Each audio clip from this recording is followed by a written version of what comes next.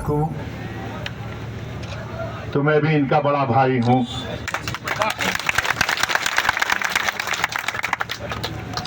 मैं आफ्ताब अहमद साहब की बात कर रहा हूं।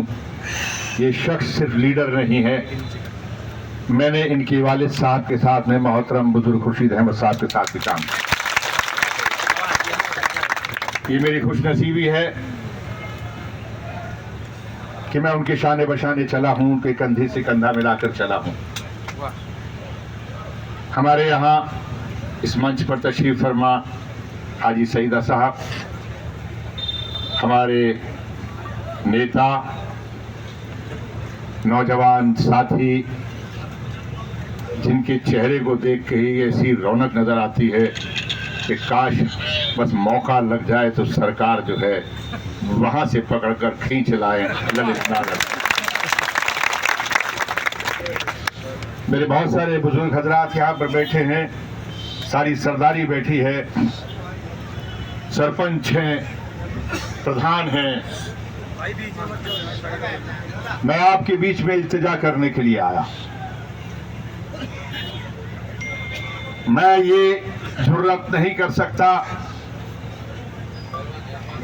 कि मैं जीत तो जाऊंगा, आप दे देंगे तो अच्छा है, नहीं तो मैं चुनाव तो जीत ही जाऊंगा।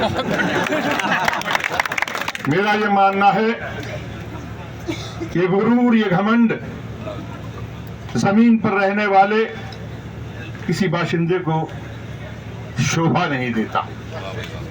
इज्जत और जिल्लत देना तो उस परवरदिगार का काम है।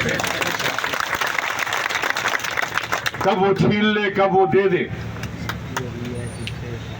लेकिन लोग जो अपने आप को ये समझते हैं कि हम बदल सकते हैं, तो वो जानते नहीं है ये सांझी विरासत का, ये सांझी विरासत की ये वो जमीन है जो आज से नहीं, जो 500 साल पहले से ये साबित कर चुकी है कि हिंदुस्तान की जमीन को, हिंदुस्तान में बसने वाले लोगों को उस सीने से लगाते हैं। ये शहीद हसन मेवाती की जमीन है, ये आप उनका विरासत है, उनके विरसा हैं आप। मैं आपके बीच में आया हूं। कोई नहीं कह सकता कि ये मुसलमानों की जमीन है या हिंदुओं की जमीन है। ये जमीन यहाँ पे रहने वाले पंडित जी हिंदू भी, वो भी मेवाती कहलाएंगे और मुसलमान भी मेवाती कहलाएंगे। यहाँ कोई ये नहीं कहता कि मैं कौन हूं, मेवात में रहने वाला कहता है कि मैं मेवाती हूं।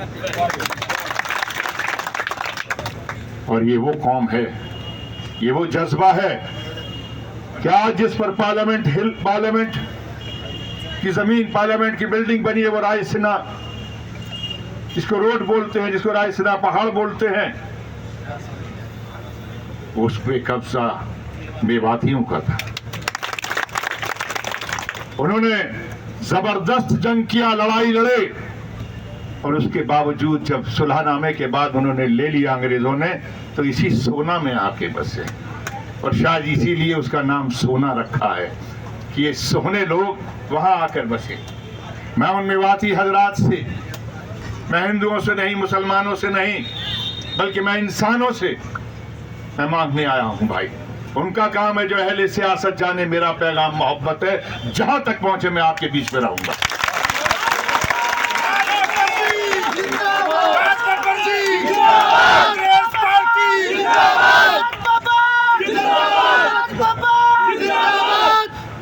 जीत और हार इमरान हाथ पीछे रख, मेरे हाथ में नहीं है। मैं मेहनत कर सकता हूं, मैं नेकी से साथ चलने का इरादा लेकर आपके बीच में आपको यकीन दिला सकता हूं, लेकिन जीत और हार का फैसला आपकी इस नेक उंगली के हाथ में। ये जब उठती है तो कोई भी धर्म के लोग रहने वाले क्यों ना हो, पंडित जी भी अगर कहेंगे तो ईश्वर का नाम लेंगे तो यही उंगली उठाएंगे। ईसाई भी जो अपने धर्म को याद करेगा तो इसी उंगली से यहां से ऐसे करके ऐसे करेगा, और जैन धर्म के लोग भी कहेंगे तो इसी उंगली को एक ओंकारा को उठाएंगे। सिख भी उठाएगा तो कहेगा एक ओंकार सतनाम श्री वाहिगुरु। और जब आप लोग जब गवाही के लिए उंगली उठाएंगे तो यही उठाएंगे। यही उंगली है जो इंसान को जब बड़ा होता है तो माँ बाप अपने बच्चे को जब घुटने पर चल रहा होता है तो इसी उंगली को पकड़कर चलना सिखाता है। दोस्तों, आज इस मुल्क को दोबारा से चलना सिखा दो। आज आपकी इस नेक उंगली की जरूरत है।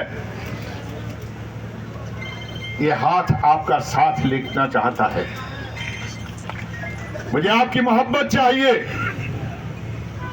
मुझे यहां पर नेकियां करने के लिए आपके ताउन की, आपकी शफकत और आपके प्यार की जरूरत है। ये उंगली के इशारे से एक बार ये दिखा दीजिए।